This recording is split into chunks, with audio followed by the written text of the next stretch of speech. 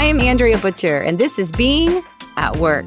Being a leader is hard. So on this show, I set out to talk with experienced leaders to learn from their pivotal moments, how they led through the challenges we can all relate to but are often unheard. Today's leadership lessons come from Natalie Wilkinson, the General Manager of Corporate Strategy and Planning for Toyota North America. Have you ever thought to yourself, there's no way I can do this? Well, Natalie did, but she continued to push through, as she always does. I've known Natalie for 20 years, and never once have I heard her blame or complain. She always shows up with positivity and a big picture perspective. Throughout her years and promotions at Toyota, Natalie's reflected on the value of getting to know her team and learning their roles, which therefore built their trust in her as a leader. In this episode, you'll hear about a pivotal moment in Natalie's career when she started trusting herself. Listen in to hear how it impacted her career. So, Natalie, tell us a little bit about your career journey at Toyota. Yes. Hi, Andrea. Well, I started at Toyota around 19 years ago, and I started at the manufacturing plant in Toyota, Indiana, which is right outside of Princeton. I worked there for several years in the PC production control area, and then rotated into manufacturing. Recently, around a little over 2 years ago, I was approached to transfer to a position at our North American headquarters, which I am currently located at now, which is right outside of Dallas in Plano, Texas. So I've been here working as a chief of staff for the executive team, and then was recently promoted into the GM of corporate strategy and planning, which is kind of mid to long-term strategic initiatives for the company. And I have been doing that now for around 2 or 3 months. Thanks for that background. That's really helpful. It's just amazing how you're in the right time at the right place and things end up working out as they do. And so now you're in Dallas, and the last couple of years have been a lot of travel and a lot of transition. And, you know, on this show, we discuss the human part of HR by honing in on life-changing or defining moments. And knowing you so well, and you mentioned your resilience, you know, I wanted to have you on and talk to us about a moment in your career through that journey where you really leaned in and grew as a leader. Any particular story or situation come to mind? Yeah, I actually have two where I would say they were significant career transformations within my time here so far. And the first one, and I'll go into it a little bit, was when I was still in Indiana. And like I said, I had hired into a production control position, and I managed a small group of about 10 to 12 specialists, professionals, and managed an office environment setting. And I was approached as a career growth opportunity to rotate from that comfortable environment I had been in for 7 or 8 years, where I had done most of the jobs in it and knew most of the ins and outs of what each person was doing every day, to actually go to the production floor and manage 400 people in a weld shop, which is where they actually assemble the metal body of the vehicle. There are about 400 people, 24 hours a day, 7 days a week, and about 700 robots to manage. You know, like I said, I had a marketing degree. I had kind of grown up in the production control world. And when I was approached with this opportunity, the very first thing in my head was, there's no way that I can do that. And I thought about it a lot, and I talked to some of my mentors. And one of the things that I think is so important for people to understand is, mentors and sponsors are so important in your career journey. A couple of reasons. One, mentors are the people that you can, really go to. What do you think? You know me, how I think and what I do, and do you encourage me for this? But then the other thing is the sponsors, because they provide some of these opportunities. When they see these leadership roles within the company, you want your name to be on in their head when they think of, okay, who would be the right fit for this. So, with that, it took me a couple months to actually make that decision to step out of that comfort zone, and it was a lot of discussion with both my mentors and my sponsors to build my own confidence to leap out there and say, hey, yeah, I can manage a group of engineers. I can, lead 400 people to build bodies every day. So, Of course you can. yeah. And, I didn't think I could. The very first reaction I had was, there's no way. And I found a way. It took several months. There were a couple moments that I just kind of thought, what am I really getting into?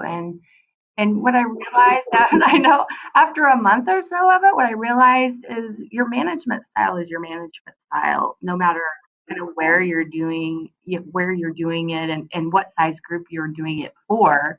As long as you put people first, and focus on development, focus on improving people's work conditions, and you're going to be successful. If you identify those strengths that you have that you can carry forward in multiple areas. You don't have to be the expert, as long as you know how to direct people that are the experts. So that was kind of one of my key milestones, I would say, in my Toyota journey. And it was very unconventional as well, because I was a female. Not only was I not an engineer, but I was a female. And shortly after that, I went to a global conference at Toyota, and it was all of the Weld representatives from all of the different countries. And there were about 120 weld shop leaders there from all of our different manufacturing sites across the globe, and there were 2 women. Oh my goodness. Yeah, it's not, Toyota's very diverse, and we've got 3 plant presidents that are women, so very unconventional. But that just tells you that there's not a lot of comfort with women in that environment. So, part of that was encouraging more females to, seek out some of those non-traditional, female roles. And I think that was really important. Yeah, one of 2 women at this global conference. In the moment, did you notice that? Was that really apparent to you? Actually, it wasn't. I didn't recognize it so much after the fact, and when you look at the pictures, Yeah, like, oh, it sticks out a little bit. But in the moment, I didn't. One time I had to present during the conference, and one time during the presentation, I kind of looked out at the audience and I was like, whoa. But I kind of embraced the challenge, and got comfortable with the content, and felt, like I was one of the main players. Earlier you said your management style is your management style, no matter what position you're in. And that, I also think, is just how you live your life, right? You are you wherever you go. You're so relational. You connect really quickly to people. So I suspect that even though you're in that challenge kind of moment, you're still showing up as you are, and there your strengths are. And so you're making headway and doing good things as a result. Yeah, I think if you're authentic, you try to be, yourself, and bring yourself to work, and authentic about what you do. And a lot of it's just confidence. It's really digging in. When I took that role and didn't know really what I was doing, the first 2 months, I spent actually on the floor. I learned a job on every line, got to know my members, built my internal confidence that I could have the tools I needed to make decisions that would impact, this group of people. And part of that was not being afraid to just go step on put my steel toes on and go down and actually build a vehicle. I learned the jobs that my team members were doing, and I think that helped me build the relationships with them that I needed to be successful in that role. So Yeah, well, no doubt that built a lot of credibility with them. well, and a lot of that was, their advice. I met with them and said, what can I do to get onboarded quickly, and what are some things that you wish others would have done? And it was directed from them, which was really good. a good lesson to learn. You can seek advice from a lot of different places. Absolutely. Yeah. So again, building trust with them. You know, one Right, one right. of the things, Natalie, that has always impressed me about you just in life and in your leadership, and I have never heard you complain. You are always someone who shows up with solutions and positivity and but listening to you, I mean, you, like everyone, you experience a lot of challenging moments and challenging situations. And is that intentional, would you say, for you, that you just always seek what's working and seek the good? Or do you really have to work at that? I'm curious about that. I have to work at it. I'm a naturally positive person, but as you know, after years and years of challenges, it's hard to continue that. So I have to continue to always think about, what can you control, and how can sometimes the problems just are so big, and you're faced with it, and your whole team can get down, and because it's such a big challenge. But if you start just kind of whittling away, and that's some of the things that I've learned from, good leaders that I want to emulate, which is, one huge thing to do in your career is to learn what drives people through watching others and then take pieces of that. So I learned a long time ago, a team is not going to be successful if you just, beat them down, and it's always, this challenge is so big. You just have to take each mile at a time, and just, what are the small victories that you can get? And you start building that momentum, and you start encouraging people to, look at the positives. Look what we did accomplish, even though we didn't get, the ultimate goal, and just stair step that. And I think because that's what drives me, that, I really had to work on including that as one of my key characteristics of my leadership style is what positivity can I bring, what motivation, without what I did learn quickly, though, that sometimes you can be too positive. And, What? I don't know you what you're know, talking about. Wink, wink. I know. And sometimes it can demotivate. I was at a women's conference several years ago, and someone was talking about that. They're like, you got to be a little bit careful, because you can also be perceived as, well, she doesn't even think realistic. She's not being realistic about this. And that was another aha moment for me. Then I was like, oh, you have to gauge this a little bit, and, make it feel and meaningful to people. So yeah, positivity, and, focusing on the good. Smiles are so important. A lot of people on the production floor would comment that, they really appreciated just a smile walking down the line, and a hello. So I think that's encouraging to people too.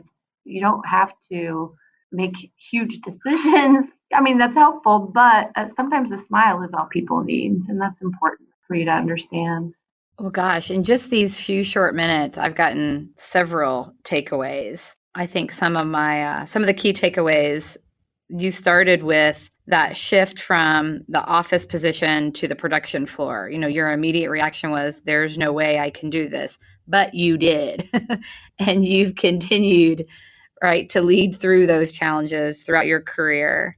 Just your whole point about my management style is my management style no matter what position I am. Yeah, wherever you go, there you are with your strengths. The point you made about learning the job of the team and how that built credibility with them and trust with them. You asked for their advice. They wished others would have done. Just what a great way to quickly connect and build rapport. Well, thank you. All right, Natalie, one more question for you. What advice would you give yourself now that you wish you would have had then?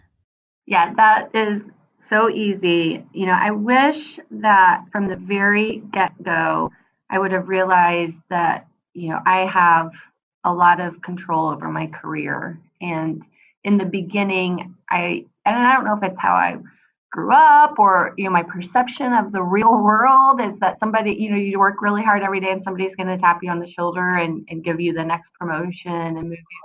I wish someone would have said that, you have to get in the driver's seat. You can't make positions open up for you, but you can be prepared and ready for when those opportunities come.